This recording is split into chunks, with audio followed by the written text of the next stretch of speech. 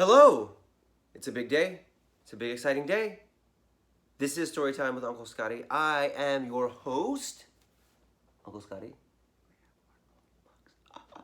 I don't really laugh like that. I don't know why I did that. Hey, thanks to everyone out there who's been checking us out on Patreon. Appreciate that. Joining our little community that we have. Shout out to you. Hopefully you're receiving your things. Now, we have been reading Sideways Stories from Wayside School by Louis Sachar. And this has been a book about 30 stories from the 30th story of Wayside School, which is built sideways up. Today's exciting because we are up to our last chapter, the 30th chapter, the final countdown. And I'm excited. I'm excited to finish this and then find out what we're going to read next. Now, we have read about 2 teachers, 1 dead rat, and 26 children. Let's find out who our 30th person is. Chapter 30. Louis. We know Louis. The yard teacher. Louis had a red face and a mustache of many colors, just like Joseph's amazing Technicolor Dreamcoat. Okay. Louis had a red face and a mustache of many colors. He was the yard teacher at Wayside School. It was his job to see that the children didn't have too much fun during lunch and recess. And if you hadn't already guessed, he is the one who wrote this book. I'm just as surprised as you, finding this out in real time. And if you hadn't already guessed, he was the one who wrote this book. On June 10th, there was a blizzard. It's weird, because that's almost in the summer. Louis was afraid that the children would have too much fun, so nobody was allowed outside. "Class," said Mrs. Jules, "after you finish your lunch today, come back up to the classroom. You are not allowed outside." The children all went down to the lunchroom, which is on the 15th floor. Mrs. Mush had made tuna surprise. They all looked at it and hurried back up the stairs. There was nothing to do. "Now, class," said Mrs. Jules, "I know that you are all bored, but I have a special surprise for you." "I hope it's better than the tuna surprise," said Mauricia. Mrs. Jules continued. "Louis is going to come up and entertain us. He will tell us a story. Now, I want you all to be on your best behavior." When Louis walked in, the children all booed. Boo. That's not very nice. Sometimes when there's a famous person named Louis, they'll say, "Lou," and it sounds like booing, but I think they're really booing. Okay. "Are you going to tell us a story?" asked Bibi. "Yes," said Louis.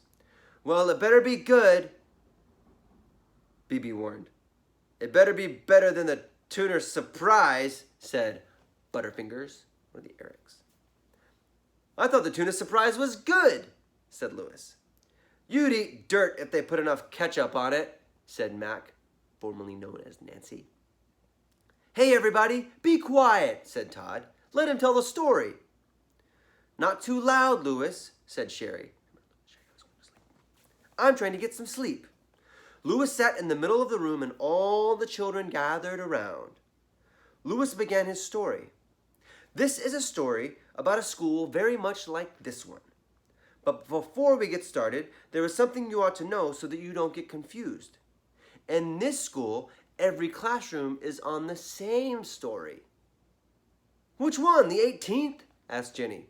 "No," said Louis. "They're all on the ground. This school is only 1 story high." "Not much of a school," laughed Damien. Louis continued.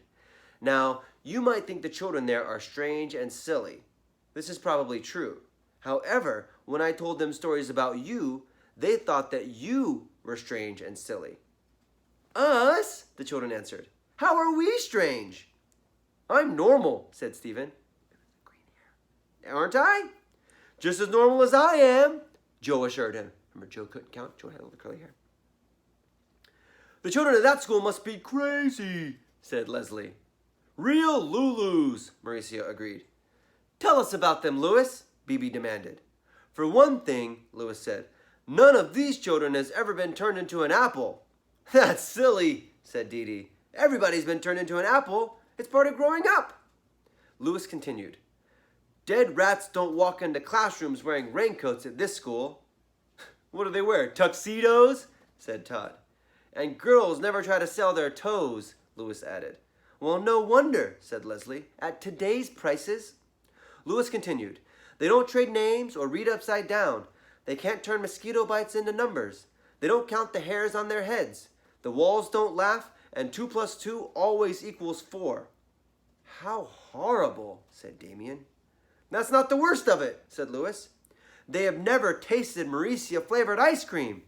A hush fell over the classroom. "Oh, Jules, I'm scared. Miss Jules, I'm scared," said Allison. "Is there really a school like that?" "Of course not," said Mrs. Jules. "Lewis was just telling a story."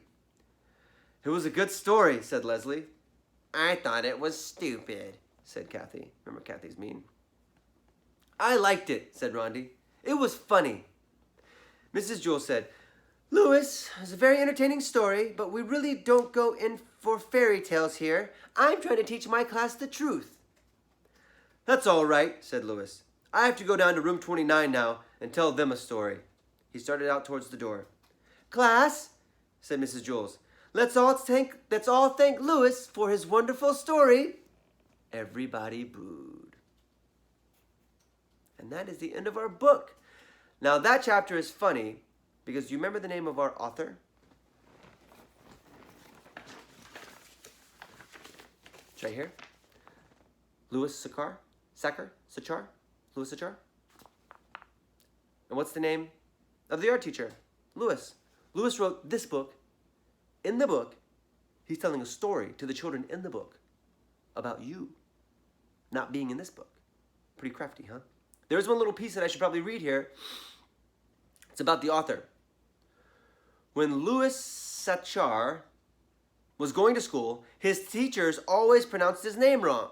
Like me. Now that he's become a popular author of children's books, teachers all over the country are pronouncing his name wrong. Like me. It should be pronounced sacker, like someone who tackles quarterbacks or stuffs potatoes into sacks. A sacker. Louis Sacker. Louis Sacker. Mr. Sacker, who is a lawyer, now writes for children full-time. He lives in Austin, Texas. Oh my gosh! Louis Sacker lives in Austin, Texas. 3 of my nephews, Brian, Brooks, and Bennett, also live in Austin, Texas, near Louis Sacker. Louis Sacker lives in Austin, Texas with his wife and their daughter. What a fun story. The cool thing about this story, and those of you who may have watched James and the Giant Peach with us, is both of those books, spoiler alert, spoiler alert, spoiler alert, wah, wah, wah, wah, wah.